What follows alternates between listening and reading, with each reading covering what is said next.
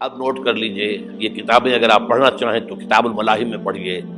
بدترین عذاب عربوں پر آیا کھڑا ہے، سروں پر تنا ہوا ہے، بدترین.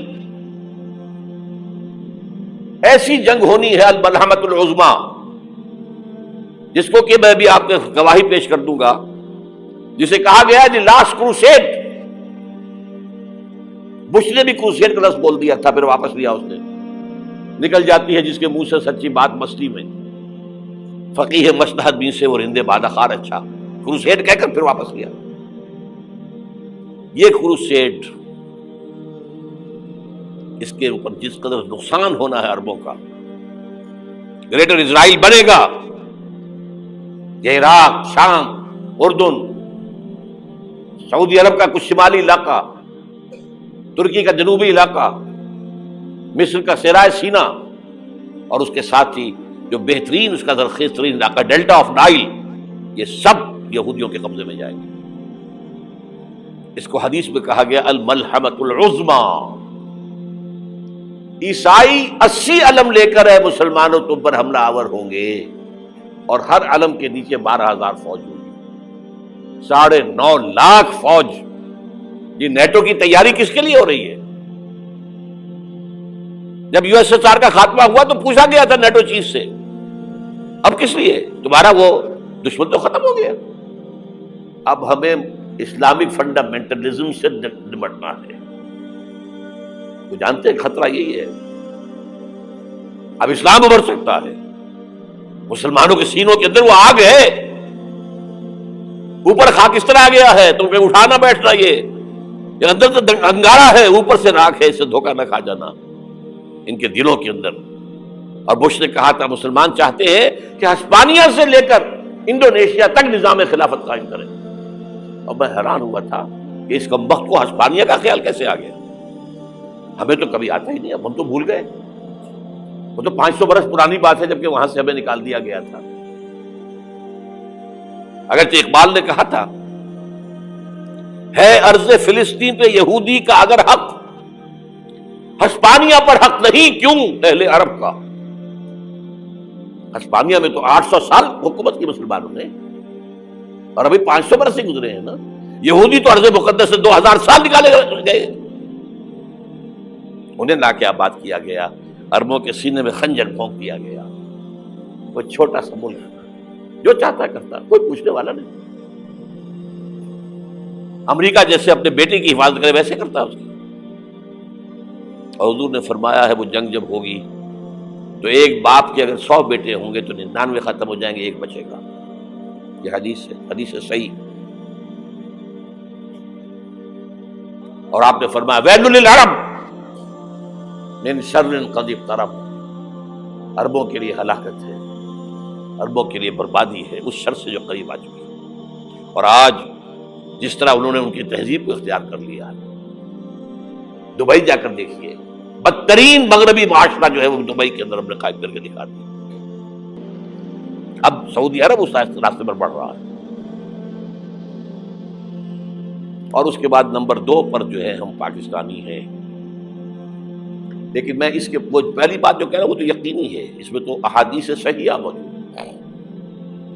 اگرچہ اس کے بعد پانسا پلٹے گا، پھر حضرت مہدی کا ظہور ہوگا، حضرت عیسیٰ کا نزول ہوگا، اور وہ گریٹر اسرائیل گریٹر گریو یارڈ بنے گا یہودیوں کا. ایک ایک یہودی قتل ہوگا اور دفن ہوگا. یہ بات میں ہونا ہے، میں پہلی بات پر فرض کر رہا ہوں. وہ پانسا پلٹے گا جب پلٹے گا. ابھی جو سامنے ہے وہ کیا ہے؟ جس ملحمۃ العظمیٰ کہا حضور نے، جسے آرمگیڈون کہتے ہیں عیسائی. آرمگیڈون کی اگر کہیں جا کر آپ دیکھیں گے، آپ ڈکشنری میں مانی تو کیا لکھا ہے؟ A very big war which will be fought between the forces of evil and good before the end of this world. اس دنیا کے خاتمے سے پہلے خیر اور شر کی قوتوں کے درمیان بہت بڑی جنگ ہوگی. ارمجدون اسے کہتے ہیں عربی میں، اور آرمگیڈون اسے کہتے ہیں انگریزی کے اندر. اور یہ بائبل کی آخری کتاب کے اندر ہے، جو اس میں کہ مکاشفات یوحنا، ریولیشنز آف سینٹ جان. یہ تو میں کہہ رہا ہوں یقین کے ساتھ، اور زیادہ دور نہیں آیا چاہتا ہے. اس لیے کہ یہودیوں کا اور عیسائی جو کنزرویٹوز ہیں، نیو کنزرویٹوز، ان کا 5 نکاتی ایجنڈا ہے متفق علیہ، جس کے تحت کہ یہ جنگ صلیبی شروع کی گئی ہے. تو سن لیجئے آپ. آرمیگیڈون نمبر 1، گریٹر اسرائیل قائم ہو جانا اس کے نتیجے میں نمبر 2، مسجد اقصی اور قبۃ الصخرہ کو گرانا نمبر 3، وہاں 3rd ٹیمپل، وہ مسجد جو حضرت سلیمان نے بنائی تھی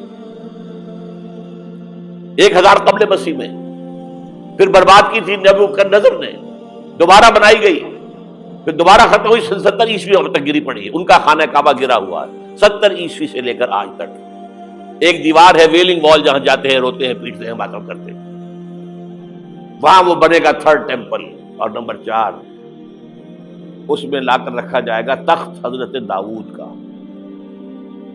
یہ تخت کہاں ہے اس وقت؟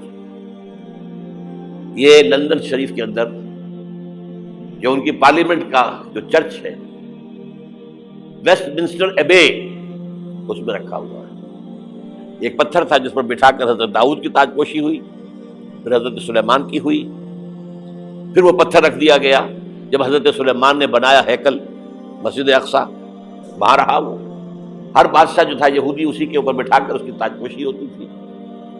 سن 70 میں ٹائٹس نے گرایا اسے، ہیکل کو، وہ پتھر لے گیا، وہاں سے روم گیا، روم سے آئرلینڈ گیا، آئرلینڈ سے اسکاٹ لینڈ آیا، اسکاٹ لینڈ سے انگلینڈ آیا، اور اب وہ رکھا ہوا ہے 14ویں صدی عیسوی سے آج تک. وہ ویسٹ منسٹر ایبے میں رکھا ہوا، ایک کرسی کی سیٹ میں اسے بنا دیا گیا ہے تخت کی شکل میں. اب انگریزوں میں کوئی ملکہ ہو، کوئی بادشاہ ہو جس کی بھی تاج پوشی ہونی اس میں ہو، یہ لا کر رکھا جائے گا 3rd ٹیمپل میں. اور اس پر یہودیوں کے خیال کے مطابق ان کا مسیحا آئے گا جو مسیح دجال ہوگا. عیسائیوں کے خیال کے مطابق حضرت عیسیٰ آئیں گے، وہ ہمارا بھی خیال ہے حضرت عیسیٰ آئیں گے علیہ السلام. بہرحال یہ تو بات کی باتیں ہیں نا. اس وقت جو میں عرض کر رہا ہوں، عربوں پر بہت بڑا عذاب، اور پاکستان کا معاملہ البتہ یہ ہے، میں یقین سے نہیں کہہ سکتا. ہینگنگ ان دی بیلنس، ہو سکتا ہے اللہ تعالیٰ ہم پر رحم فرمائے، ہو سکتا ہے، اگرچہ اس کی کوئی شرائط ہوں گی. چمن کے مالک اگر بنا لے موافق اپنا شعار، اب بھی چمن میں آ سکتی ہے پلٹ کر چمن سے روٹھی بہار، اب بھی ہو سکتی ہے. اور یہ بھی ہو سکتا ہے کہ اللہ تعالیٰ نے معجزانہ طور پر ہمیں ملک دیا، ہم نے اللہ سے بدعہدی کی، وعدہ خلافی کی، غداری کی، لہذا سزا دی جائے اور ہم سے یہ ملک چھین لیا جائے. It's just possible. دور نہ سمجھے اسے، انہونی بات نہ سمجھے. جو گھیراؤ ہو رہا ہے آپ کے مغرب میں نیٹو فورسز اور مشرق میں بھارتی فورسز گدھوں کی طرح بیٹھے ہوئے انتظار کر رہے ہیں پاکستان اور ڈسٹیبلائز ہو جائے یا اور بدامنی ہو جائے.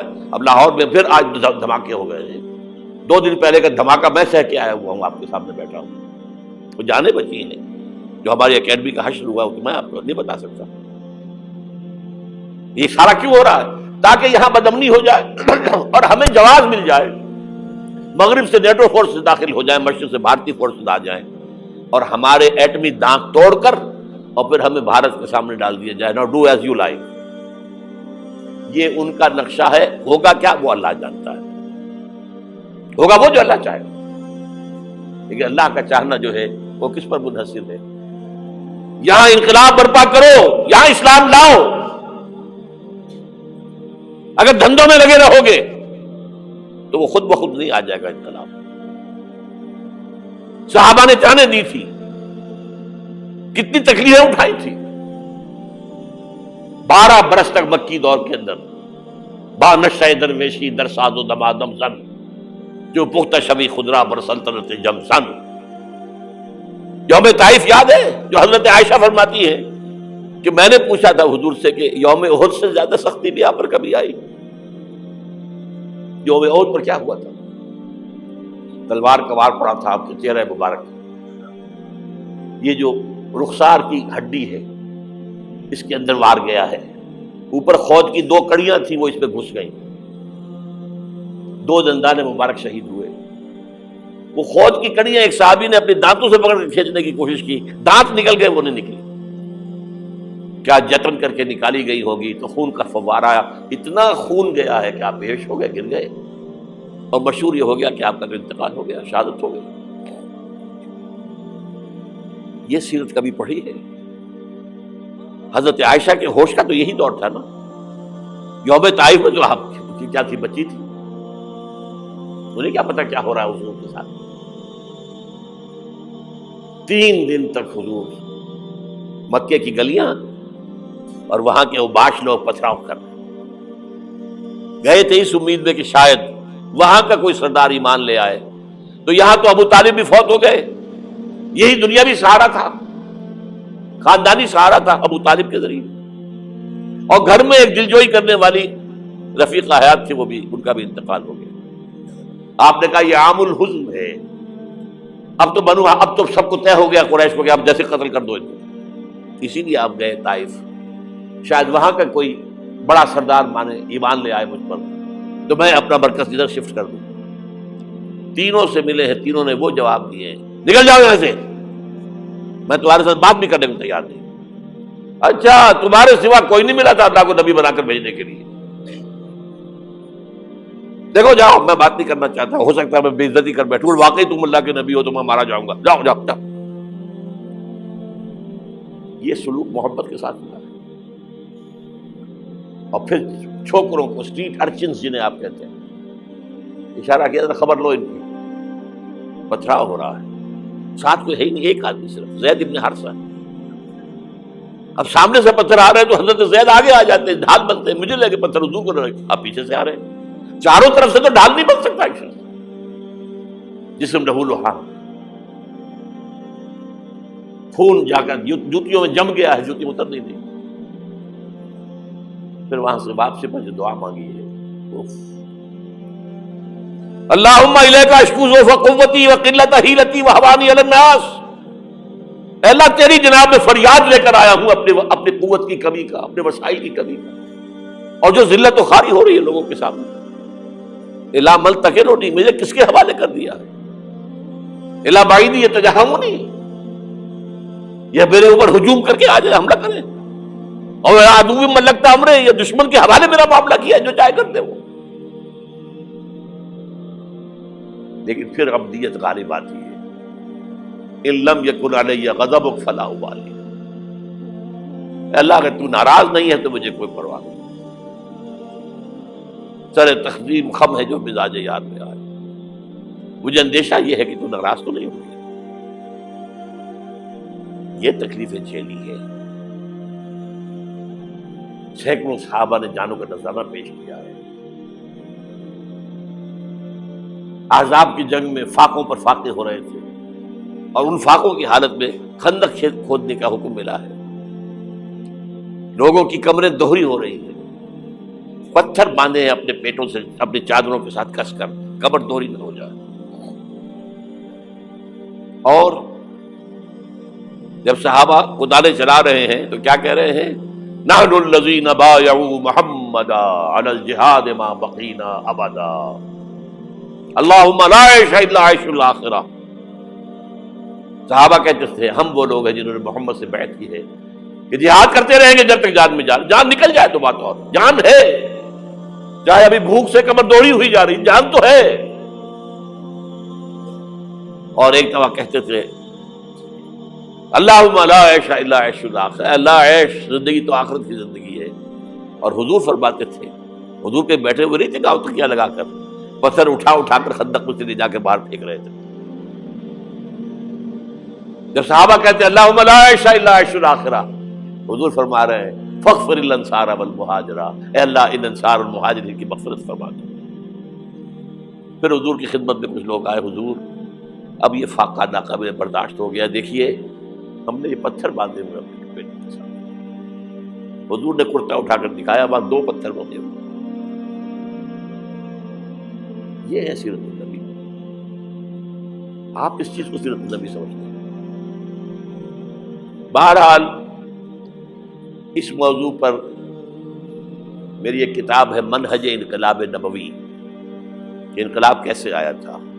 اگر دل میں ذرا بھی آرزو پیدا ہو گئی ہو کہ اللہ قبول کر لے مجھے بھی،